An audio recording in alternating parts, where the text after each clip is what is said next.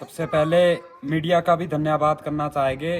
जैसा कि आपने पूछा कि आज ये मामला अदालत में लगभग 2 या 3 महीने पहले लगा दिया गया था। जनता की स्वास्थ्य सुविधाओं को देखते हुए और यहाँ के एक लाचार इंफ्रास्ट्रक्चर को देखते हुए हमें मजबूरन कोर्ट का रास्ता अपनाना पड़ा है।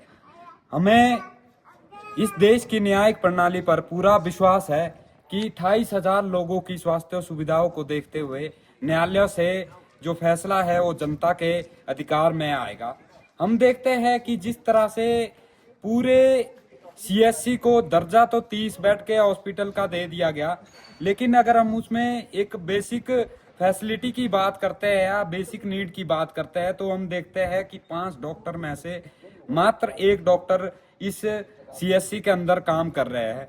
हम देखते हैं कि स्टाफ नर्स जो 4 स्टाफ नर्स की पोस्ट यहाँ पर खाली है और कोविड टाइम पे आउटसोर्स के माध्यम से कुछ लोगों को रखा गया था, लेकिन सरकार बनते ही उनको भी यहाँ से निकाल दिया गया और वो चारों जो स्टाफ नर्स की पोस्ट है वो इस सीएससी के अंदर खाली पड़ी है। इन्हीं सभी और दूसरा हम देखते हैं कि ठेकेदार द्वारा जिस तरह से 8 साल में आज भी लगभग इस प्रोजेक्ट का 80% पैसा लेने के बावजूद भी काम को अधर में लटकाया गया है और पूरी जनता को गुमराह किया जा रहा है।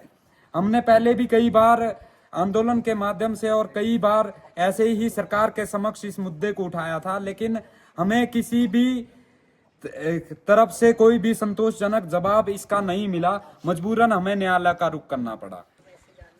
हमें देश की न्यायिक प्रणाली पर पूर्ण रूप से विश्वास है कि जनता के फेवर में न्याय होगा।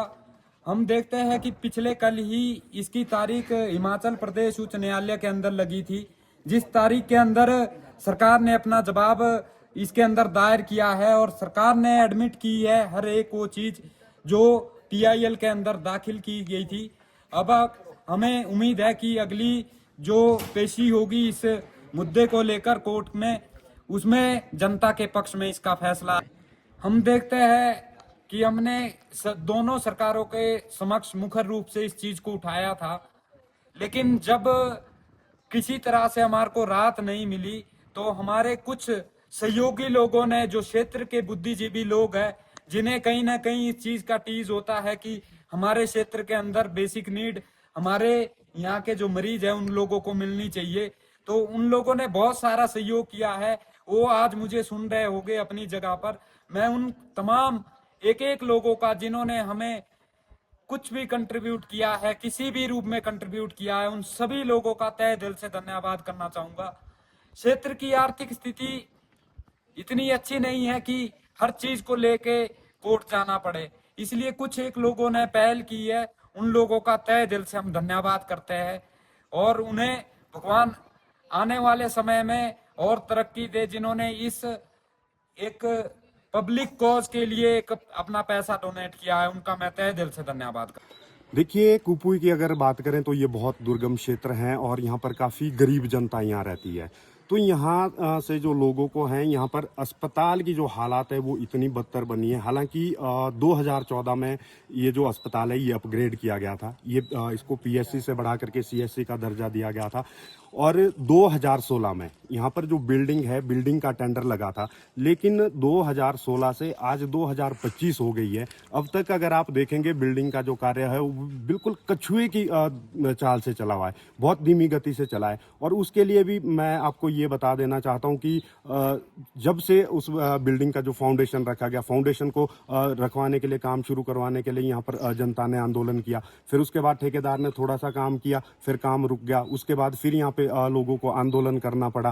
तो काफी लंबे समय से, मतलब जितना भी वो काम हुआ है वो लोगों के आंदोलन के करने के बावजूद ही हुआ है। लेकिन उसके बाद भी आज उस बिल्डिंग की जो स्थिति है वो ये है कि ठेकेदार और विभाग जो हैं वो बहुत लापरवाही बरत रहे हैं। हालांकि यहाँ के जनता ने कई बार विभाग से भी बात की, ठेकेदार से भी बात की, आंदोलन किए गए, लेकिन उसके बावजूद भी बिल्डिंग की जो निर्माण की जो गति है वो नहीं बढ़ पाई है, वो अभी भी कछुए की चाल से ही चल रही है। और अब आलम ये हो गया है कि ना तो हॉस्पिटल में डॉक्टर है, डॉक्टर के नाम पर यहाँ मात्र सिर्फ एक डॉक्टर है और बहुत सारे अगर और स्टाफ की अगर बात करें तो यहाँ पर नर्सिस नहीं है, यहाँ और भी बहुत सारा जो स्टाफ है हॉस्पिटल में वो भी नहीं है, जिसकी वजह से कि जनता को बहुत दिक्कतों का सामना करना पड़ रहा है।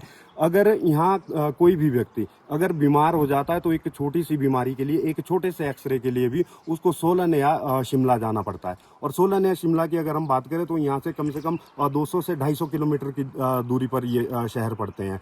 तो अधिकतर जो लोग हैं यहाँ गरीब हैं, उनको जाने में दिक्कत होती है, बसों में उनको जाना पड़ता है। तो कई बार तो ऐसा हो जाता है कि जो पेशेंट है वो शिमला भी समय से नहीं पहुंच सकते और बीच में ही वो दम तोड़ देते हैं। तो सरकारों से कई बार गुहार लगाई गई है, ठेकेदार से, विभाग से कई बार गुहार लगाई गई है, लेकिन कोई भी इस अस्पताल के बारे में कोई भी काम करता हुआ नहीं दिखता है, कोई भी चिंता जताता हुआ नहीं दिखता है। और अब आलम ये हो गया है कि अंत समय में लोग इतने परेशान हो गए कि अब माननीय उच्च न्यायालय का दरवाजा जो है वो खटखटाना पड़ा है और अब माननीय उच्च न्यायालय के आगे ये गुहार लगानी पड़ रही है कि यहाँ पर इस क्षेत्र में लगभग 25 से 30 हजार की जनता रहती है और सारी वो जो जनता है वो एक किसान वर्ग है, अधिकतर जो जनता है वो गरीब तबके की जनता है।